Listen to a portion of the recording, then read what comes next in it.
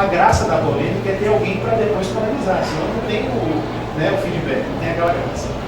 Doutores, sem dúvida alguma, como eu falo, em relação à questão da resolver a criminalidade com base na capital, a gente precisa compreender isso de uma forma bem simples.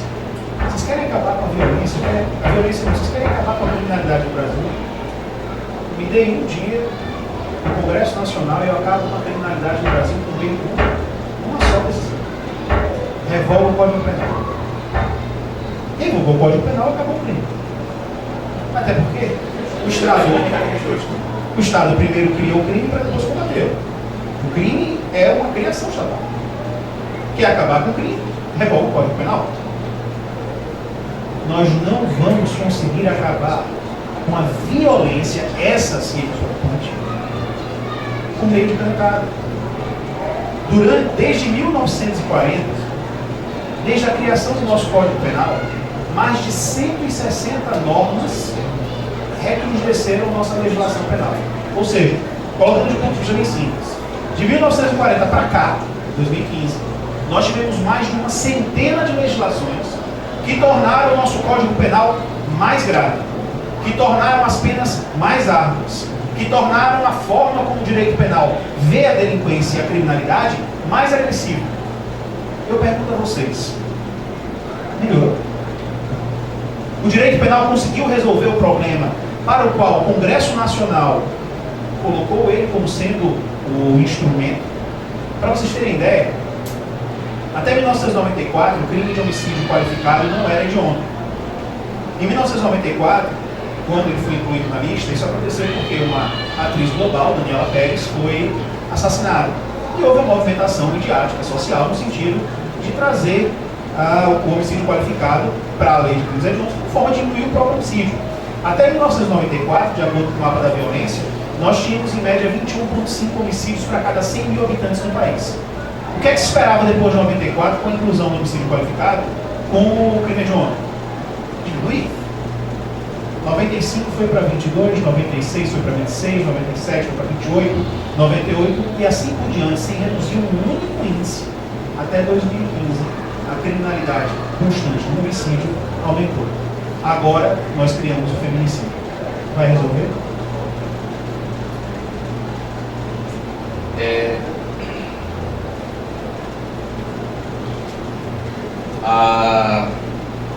Eu tava até... Fugiu até a ideia que eu tava fazendo, que eu ia falar.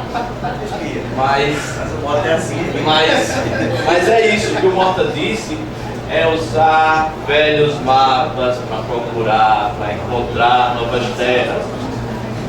Faz mais do mesmo, mais do mesmo. E o Bruno,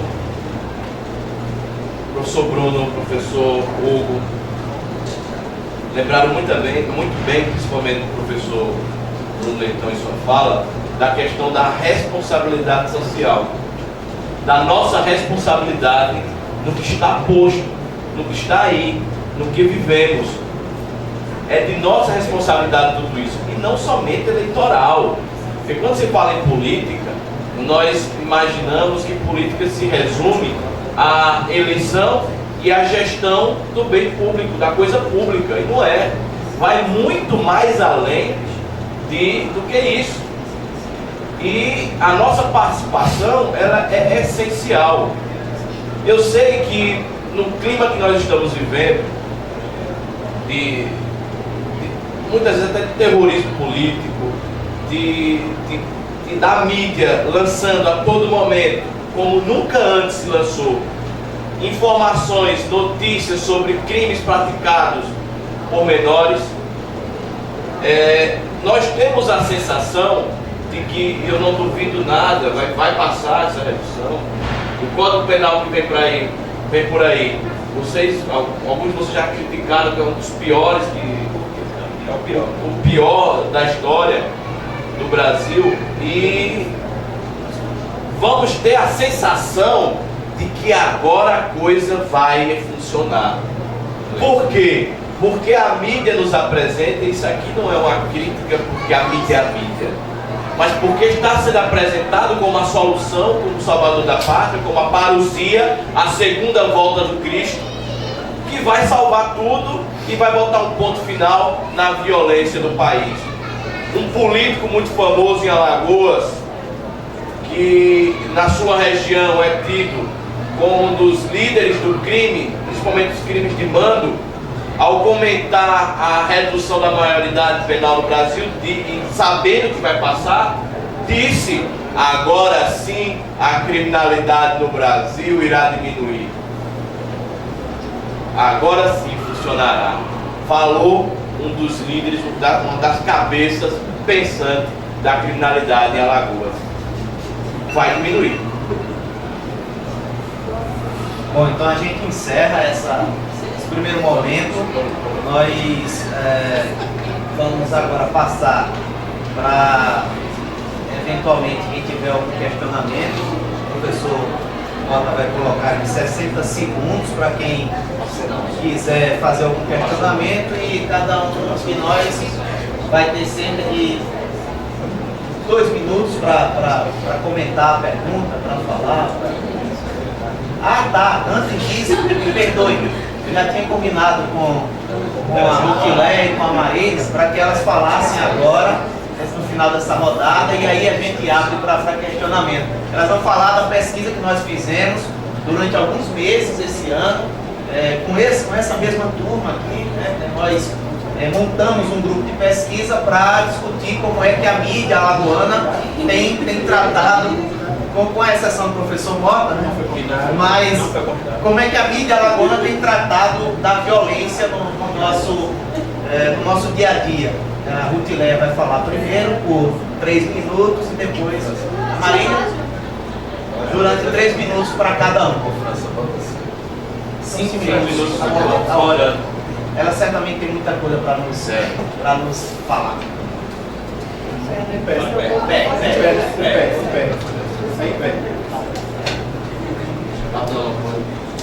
Bom dia. Como os professores falaram, a gente participou de um grupo de pesquisas durante acho que mais de 6 meses. E o intuito foi pesquisar sobre a mídia e a violência, como a mídia passa a violência aqui em Alagoas.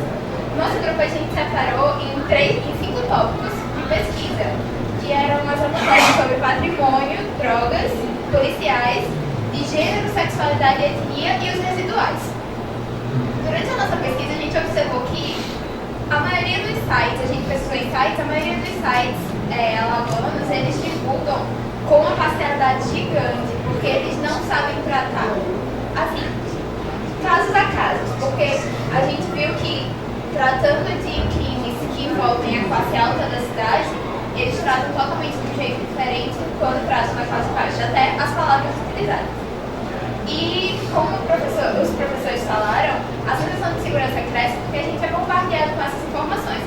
E até do mesmo crime, a gente observou, eu até escrevi 2 crimes que durante a nossa pesquisa observamos muito, que foi o caso do Big Brother, que estava aqui em Alagoas e ele agrediu a namorada, que foi veiculado diversas vezes porque ele era famoso, mas ao mesmo tempo teve o caso de uma criança que foi estuprada e também foi extremamente divulgada porque o estuprador, ele foi também estuprado na cadeia. Então, por ser algo violento, a mídia divulgou várias vezes.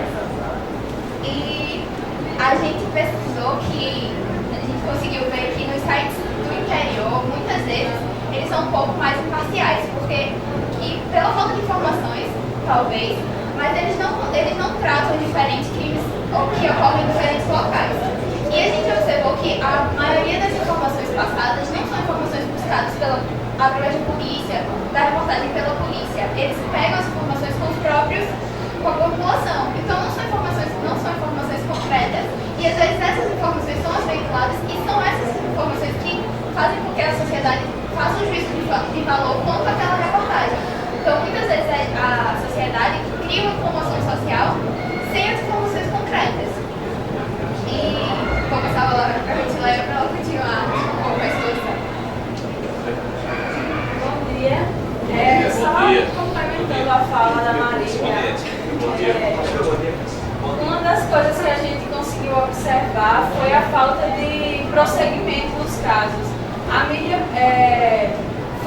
divulga as notícias, divulga um crime, por exemplo, falando, estigmatizando, na verdade, o que a gente conseguiu observar também é que eles estigmatizam as pessoas e antes do final do processo penal e não acompanham o processo. Eles dizem que a pessoa foi acusada de um crime, às vezes de homicídio ou até mesmo de estupro, e não acompanham o processo e para ao final dizer se aquela pessoa realmente foi inocente ou não.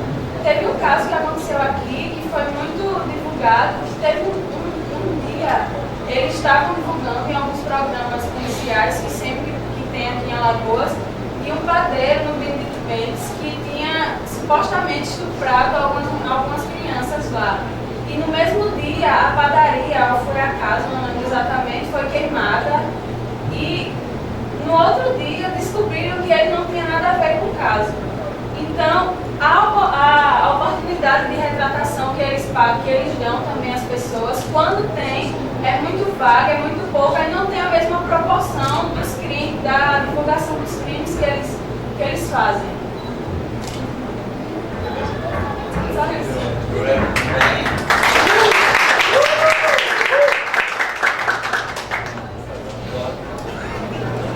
Vou aproveitar aqui para parabenizar as meninas e todos os integrantes do grupo, porque a pesquisa está rendendo muitos frutos, textos sendo publicados, trabalhos apresentados e, acima de tudo, a gente precisa estudar esse tema da mídia e a gente carece de pesquisas aqui locais ou regionais, o número ainda precisa ser aumentado. Então, é uma iniciativa que eu parabenizo. Né? E aí eu vou aproveitar para fazer uma observação bem curtinha com relação a essa questão da mídia. Vejam como é problemático, porque se de um lado a gente não pode demonizar a mídia e nem pode dizer a culpa é da mídia, já que quem consome a notícia é a sociedade. Então é como você apontar o dedo para a polícia e dizer a polícia é violenta. Violentos somos nós, porque o policial saiu do ser social. A mídia, se ela explora esse sensacionalismo barato, esse tipo de imprensa marrom, é porque existe consumo. Agora, por outro lado, a gente também não pode, digamos, ficar omisso diante desse tipo de notícia que está sendo veiculada de certa forma até de maneira irresponsável. Então, se a gente quer, digamos, uma conscientização da população com relação à violência que ocorre, é preciso alertar a população que essa informação não vai estar na mídia. E mesmo quando a gente utiliza a mídia, tem que se ler várias fontes e, acima de tudo, com os dois pés atrás. Né? Eu me lembro de um caso lá em Pernambuco, de um desses apresentadores de programa que eu chamo da TV Mundo Cão. Toda cidade é a mesma coisa, de meio-dia você liga o televisor e bota o pano de chão embaixo, porque vai escorrer sangue, né? É a TV Mundo Cão. E aí lá, esse apresentador, que todo dia falava, né? Ele é um delinquente, ele é um estuprador, ele é um criminoso, etc. Ele próprio foi condenado por estupro de vulneráveis, estupro de menores. Outro desse, aí que é muito conhecido nacionalmente, inclusive, teve um mandado de prisão decretado por falta de pagamento de pensão alimentícia. E o que eu estou querendo dizer não é de maneira nenhuma que os jornalistas são nada disso. É que isso é mais uma reprodução de estereótipos. Veja que as pessoas às vezes praticam os mesmos crimes ou violações que apontam os dedos no outro que estaria praticando. Então, assim, parabenizo as meninas pela pesquisa e eu acho que é um tema que, de certa maneira, reflete com toda a sociedade, porque cada vez mais a gente tem esse tipo de comportamento midiático. E hoje a mídia é praticamente um dos atores da persecução penal. Né? A gente tem a polícia, o Ministério Público, a defesa, o juiz e a mídia. E muitas vezes quem faz o julgamento prévio é a mídia, não é o judiciário. Muito bem, professor Hugo. Fecha esse raciocínio das meninas Marília e Rutilé. Então, pergunto se alguém tem algum questionamento, quer fazer alguma pergunta, algum desabafo. Em 60 segundos a gente vai cronometrar aqui, cada um comenta em 2 minutos aquilo que foi perguntado, questionado, para colocar e ponderar. Pergunta? Quem é o primeiro?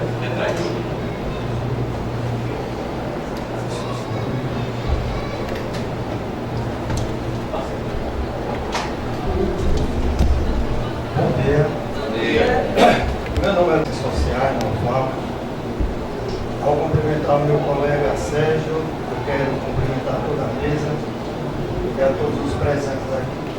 Na verdade, eu não iria fazer nenhum questionamento, é só algumas observações concernente o integrante que colocou ali.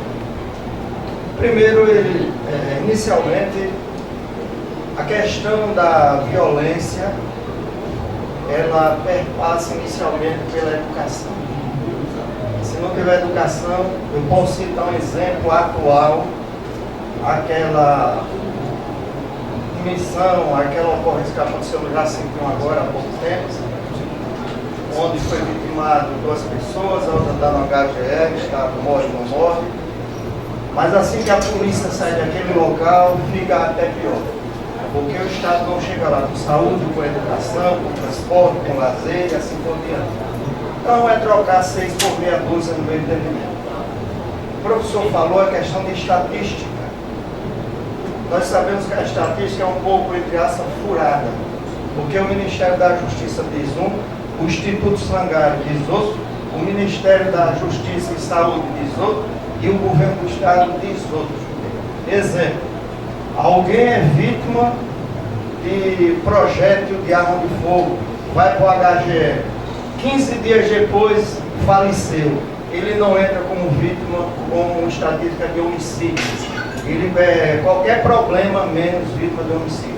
É infecção, falência múltipla de órgão e assim por diante. Quer dizer que é menos um, e para o Estado isso é uma maravilha.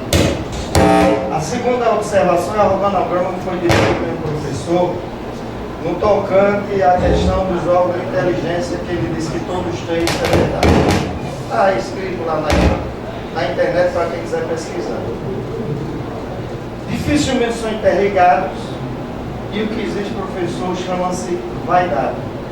O que o meu órgão tem, eu trabalhei, não vou fornecer ao outro em prol da sociedade. A terceira observação é as estruturas das delegacias. A estrutura física a gente tem até medo de passar por perto. É aquela estrutura que não dá. Alguém vai ter uma ficha, alguém vai fazer uma matrícula no colégio, a gente vai sem pensar nada. Porra, segunda-feira eu tenho que ir para a delegacia fazer um boletim. Vou nada. Porque a própria estrutura, você quando chegar lá, bom dia, a pistola já está de lado, quer dizer, você já fica até com medo de ir lá. É uma secretaria que qualquer cidadão tem como ir. E por fim, eu acredito que a questão de segurança pública, não só no nosso estado, no Brasil, serve como uma cortina de fumaça, porque a educação está falida, a saúde pública está agonizante na UTI, e nós não temos um programa de jornal específico para demonstrar essas mazelas. Mas só em Alagoas nós temos mais de 3, né? Sem contar os de nível nacional. É só essa consideração.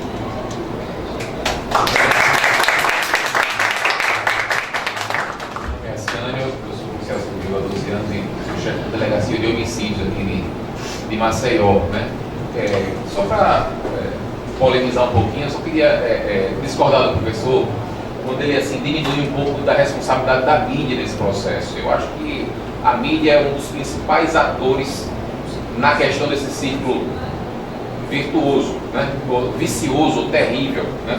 A mídia alimenta, é uma escola de crime, né? Ontem eu estava no debate sobre o plano estadual de educação, falando sobre direitos humanos, aquela coisa toda, enquanto que a gente tem fique alerta em plantão de polícia, dizendo é para bater, é para atirar, é para torturar, é para bater no vagabundo, está vendo? Isso é, né, justificando e alimentando o crime. Então, não é nem dos jornalistas, né? Não é nem do jornalista, que é pago para isso, tem uma responsabilidade de ética do jornalista, mas a responsabilidade maior é do dono da televisão, que é uma concessão pública.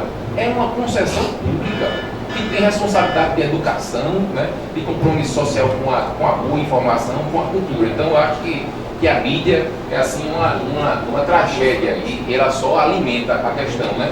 Mas a questão e assim, quando a gente fala de redução da maioridade penal, só em Alagoas a gente tem 10 mil mandados de prisão para cumprir. 10 mil pessoas, no mínimo, eu era gerente da Central de Mandado de Prisão da Polícia Civil até um ano atrás, tinha mais de 10 mil mandados de prisão a cumprir. Ninguém fala nisso. Ou seja, 10 mil pessoas criminosos de vários tipos estão na rua e a gente quer colocar a bancada da bala junto com a bancada do boi, né? E da bala, né? De polícia. A pior coisa terrível que está acontecendo no Congresso é a união de evangélico fundamentalista com policial, né? E com ruralista. É uma bomba, né? Mas assim, é a responsabilidade nossa, porque a gente vota nesse pessoal, né? Pedro Vilela e tantos outros aí, né? Uma aliança conservadora que provavelmente vai passar. Mas assim, a minha pergunta gira em torno da nova gestão, né, da segurança pública em Alagoas. Como o colega falou ali, a nova política de Alagoas, que não é nova, né, é a política de arrasa quarteirão, de tentar diminuir a violência com mais violência, né? E o ano passado foi no Barro Duro, teve uma operação de guerra, mais de 100 carros lá no Barro Duro, que a polícia executou uma pessoa, a população se revoltou, e no clima bom, novembro do ano passado, né?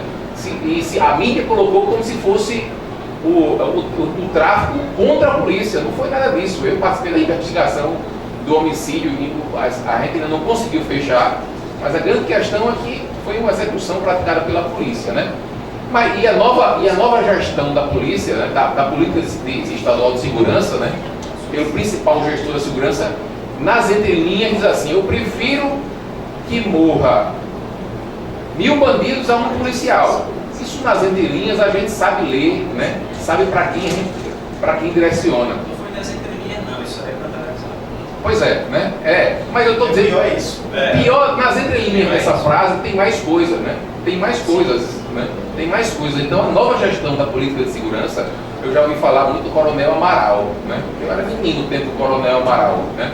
Eu não queria voltar, não. Eu queria uma política que se baseasse na questão da inteligência, na questão de estrutura, na questão de formação e inteligência, né? E que passa por questão de salário, de estrutura e de inteligência e de integração. Para mim, tanto a Polícia Civil como a Polícia Militar são duas instituições falidas. A gente não gosta um do outro, na verdade, a gente se tolera, né? Então a grande questão sobre segurança pública do Brasil, pouco se fala que é a mudança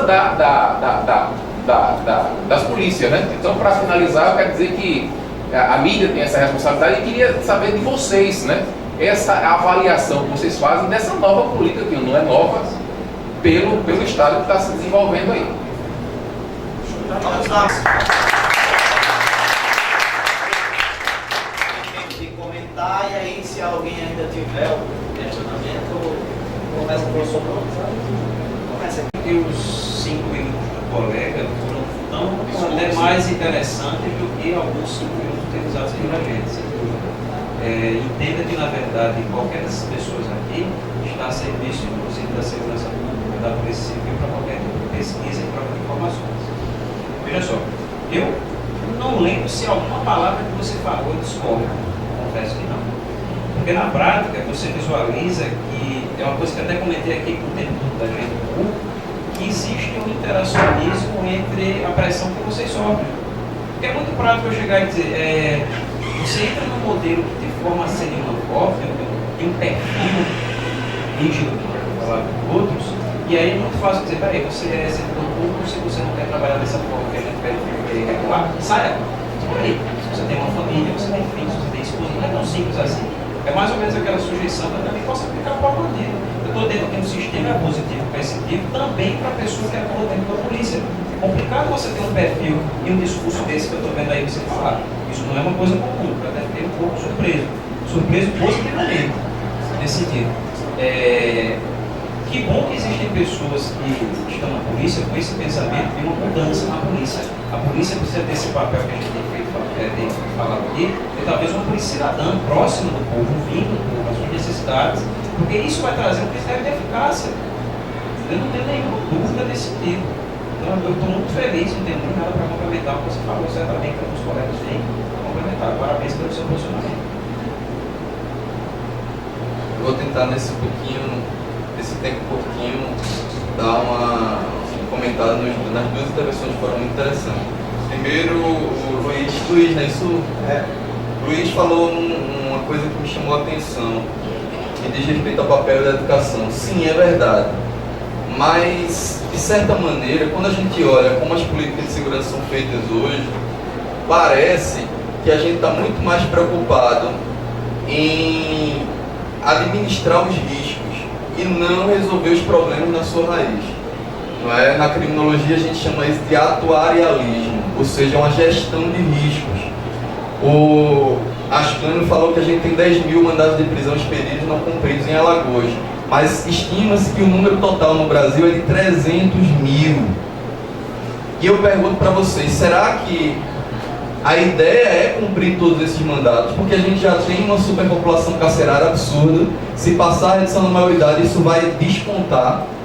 Então, quando você olha a prática das políticas, você vê que, na verdade, a gente está enxugando gelo, muitas vezes conscientemente. Eu estou administrando os riscos. Eu não quero resolver os problemas na sua origem, porque se eu quisesse, eu ia começar a pensar numa segurança pública que está focada nesses problemas graves, a questão da saúde e da educação. Eu sei que é muito mais fácil falar do que fazer, política não é nada simples. Mas enquanto a gente não tiver propostas que toquem desses problemas, a gente vai continuar jogando a solução para frente. E a violência aumentando, e os cadáveres se amontoando, e nada sendo resolvido, né? O Ascânio eu também parabenizo, e eu concordo com o Bruno. Queria a gente que todos os policiais tivessem um pensamento crítico, porque veja, quando a gente fala de polícia, e é um tema especial para a gente da criminologia, não é uma crítica ao policial, muito menos à polícia e Constituição. Isso às vezes é mal interpretado. Eu vou aproveitar aqui para fazer essa minha... criminólogo está sempre pisando em ovos, né? Então ele está sempre explicando para não ser mal entendido. Então o Ascânio mostra, e infelizmente não é tão comum a gente ver isso de policiais, que dentro da própria polícia, sendo policial, você também tem que ter um pensamento crítico, mesmo porque a sua finalidade é aprimorar a instituição em que está inserido, né? Com relação à mídia, concordo. E eu acho, inclusive, vou falar aqui em nome de todos, vou tomar essa liberdade, que essa é a opinião que a gente compartilha.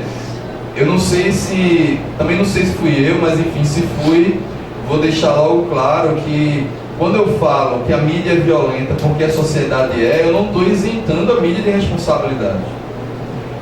Não significa dizer que a gente deva se conformar com esse tipo de notícia absolutamente perigosa. Isso é nitroglicerina pura. Esse tipo de conclamação à violência. Olha o que está acontecendo em Maceió. Nós somos a capital campeã em linchamentos. E não me interessa se o linchado ele praticou de fato o crime ou não. Porque muita gente diz, mas ele realmente roubou. Não interessa, porque se a gente começar a resolver os problemas assim, aí eu vou voltar para o que o Tiago falou. Vamos para a barbárie. Cada um pega a sua pedra, o seu pedaço de pau e fecha em delegacias e os cárceres. Não é isso. Então a mídia sim tem responsabilidade. Concordo com o que o Ascânio falou. A questão da polícia é muito problemática com relação a esse tipo de declaração que vem sendo dada. Isso não é só aqui, infelizmente, porque muitas vezes, como a cultura autoritária e punitiva já é na cabeça da população algo normalizado, basta alguém dizer, é melhor que um policial, é melhor que um ladrão ou um marginal morra do que um policial. Veja, eu tenho que trabalhar com a ideia de que tenho que evitar mortes. Eu não estou dizendo com isso que a polícia tem que deixar de ter vigor quando necessário, não. Mas, concordo também com a Ascânio, implicitamente é como se você estivesse já antecipadamente se desculpando por eventuais mortes que ocorrem. E podem acreditar, pessoal, muitas e muitas mortes desnecessárias. Muitas e muitas. Se a pessoa praticou o crime, ele tem que ser levado à justiça, tem que ser punido com o rigor que a lei determina. Nosso discurso aqui não é de maneira nenhuma no sentido de você, como se diz aí na rua, alisar a cabeça do criminoso. Isso é uma péssima visão do problema. A gente quer que o devido processo legal, que o procedimento estabelecido seja cumprido, porque, repito, do contrário é melhor a gente pegar a pedra e um pedaço de pau e ir para a barbárie, né? Assim como contamos hoje com o Ascânio presente, tivemos também, em debates anteriores, utilizando essa mesma metodologia, sempre presentes policiais. Porque em todo sistema opressor, no PNL Foucault, com todo sistema opressor, os mecanismos de opressão, se pode perceber como revidar, como responder a eles. Então, se é um sistema irracional, nós temos crescentemente policiais, civis e militares que têm aparecido, eram mais de 30 presentes em um evento no Clube de Serviço Social do SESMAC, por todos os dias, foi um evento de segunda a sexta. Depois, quando fizemos outros debates filmados como esse, tivemos pessoas também como debatedores, porque estão igualmente insatisfeitos. Porque, vejam bem, não é alguém orgulhoso, quem falou para vocês, o número de mandatos de prisão que tem. Ninguém está orgulhoso que tem isso para cumprir. Não, é alguém que percebe que tem algo muito sério na sociedade, algo muito grave. E se tem isso como um mecanismo de solução dos problemas, e não há como cumprir esse mecanismo de solução. E buscam como normalmente, então? Procuram eventos de educação, como ensinou o Luiz, porque a educação é um critério de racionalidade. É um critério de solução de conflito também. Por isso que nós temos até em Alagoas uma situação interessante. Em Alagoas, um estado tão conhecido pela violência, temos um centro de gerenciamento de crimes na Polícia Militar que já foi premiado nacionalmente pelas soluções de conflitos que encontrou. O que aconteceu nas palestras que vi dos policiais desse centro de gerenciamento de crises? Eles lamentando a palestra inteira. Eles dizendo, nós lamentamos por sermos exemplo. Nós queríamos que toda a polícia fosse. Não pode ser uma divisão agindo para gerenciamento de crises. Tem que ser toda a força. Eles não foram punidos por dizer isso. Eles puderam depois ter um outro grupo também fazendo isso. Ou seja, existem formas, mas não existem fórmulas para nós podermos combater esses problemas. Olha, de minha parte, tenho certeza que os colegas também compartilham com essa reflexão. Eu outro dia conversava, não me recordo bem se foi com o professor Marx, mas eu penso que todo e qualquer gestor em relação a essa problemática da segurança pública deve chamar a mídia, deve chamar os principais veículos de comunicação com os quais ele vai trabalhar durante a sua gestão para dialogar, para manter sempre um canal de comunicação franco, aberto, honesto e explicar determinadas situações. Então, muitas vezes as agências de segurança, elas preferem não abrir muito a comunicação com a população, porque senão seus índices de criminalidade vão aumentar e aí o seu cargo vai ficar em perigo. Então, veja, não há coisa mais fácil do que você coletar informações de segurança pública atualmente através da internet, através de rede social, através de uma série de instrumentos que uma sociedade da informação nos permite, uma sociedade democrática em que a informação por natureza e a priori deveria ser pública, nos permite. Só que muitas agências policiais acabam não fazendo isso, porque senão aumenta a criminalidade e como não há uma parceria, um contato e uma reflexão, uma ponderação franca, honesta e serena com a mídia, a única informação que vai ser dada pela mídia é de que a criminalidade aumentou, de que o número de crimes aumentou, quando na verdade o que aumentou foi a capacidade do aparelho estatal de detectar esses crimes. E aí, por consequência, acaba sendo reverberado para a sociedade que a criminalidade aumentou e daí nós vamos ter um aumento também da sensação de insegurança. Me parece que a mola mestra de qualquer sistema de segurança pública, tem isso muito nítido na minha cabeça, e foi isso que eu procurei passar no meu livro, Cadáveres Indiscretos, é a informação de qualidade, a mais aproximada possível da realidade. O Estado não pode esperar que a informação chegue até ele, o Estado precisa ir atrás dela, o Estado precisa formular, professor Hugo, pesquisa de vitimização, ir nos bairros, procurar saber se as pessoas foram vítimas de algum crime, de alguma infração, de algum desvio, e de que forma ela tentou gerir aquilo, se ela informou ao Estado.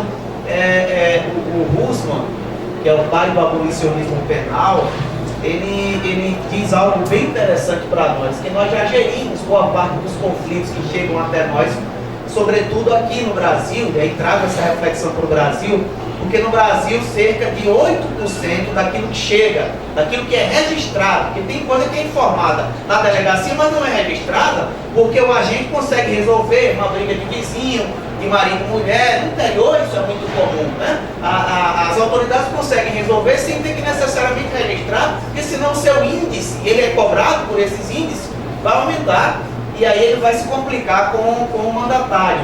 Mas o Rusman faz uma reflexão que pode ser muito aplicável aqui. Ora, se 92% dos problemas, dos conflitos, não conseguem ter realidade através do aparelho estatal, é uma dica de que nós estamos resolvendo ele de alguma forma.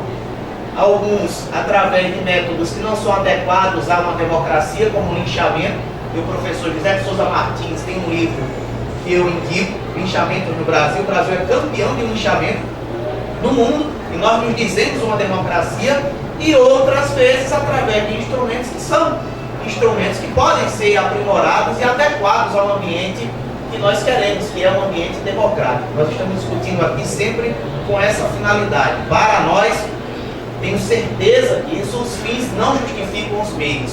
Os meios são uma democracia, são tão importantes quanto a finalidade que nós queremos atingir. Bem legal levantar a influência dele para poder conversar também. Achei fantástico. As duas exposições nos colocaram numa situação de diálogo muito profundo. Primeiro, tem uma frase que eu dizia, estava semana passada na Paraíba falando com o pessoal sobre a lei do feminicídio. E eu brincava com eles com a frase no seguinte sentido: quando algo é criado para não funcionar e não funciona, é porque funciona. Alcançou o seu objetivo. França falava que os meios não justificam, que os fins não justificam os meios. Lógico que não. Principalmente quando os meios não alcançarão o fim. Essa aqui é a grande questão. Para eu poder discutir se o meio, eventualmente, seria capaz o suficiente, ou legítimo, ou razoável, eu teria que antes analisar, como diria Zaffaroni, se esse determinado meio alcançará a finalidade proposta. O Ascani falava que nós temos só em Alagoas 10 mil mandatos de prisão. E esse tema me toca profundamente porque é meu tema de pesquisa. Falo sobre as prisões cautelares principalmente. E é curioso pensar que eu desafio, desses 10 mil mandatos de prisão, 90 ou mais por cento deles seria desnecessário. E eu não estou falando de legis diferentes, não estou falando em modificação do nosso regime, não. Estou falando dentro do nosso direito. 90% dessas ordens de prisão são fundadas em decisões manifestamente equivocadas, para não dizer ilícitas ou que saem constitucionais. Ordens de prisão determinadas pelo medo, ordens de prisão determinadas por estereótipos, ordens de prisão desfundamentadas ou completamente absurdas. A questão é, isso gera um senso de conflito na sociedade de basicamente dois grandes meios. Um primeiro, um grande senso que nós chamamos de impunidade. Porque para a sociedade que houve, que nós temos 10 mil mandatos de prisão por fazer, o que é que nós sentimos disso? Que o Estado é incapaz de, em função, como diria o Bruno, na teoria contratualista, da parcela das liberdades que nós cedemos ao Estado, de nos outorgar em retorno a resposta necessária, a efetividade necessária. Ora,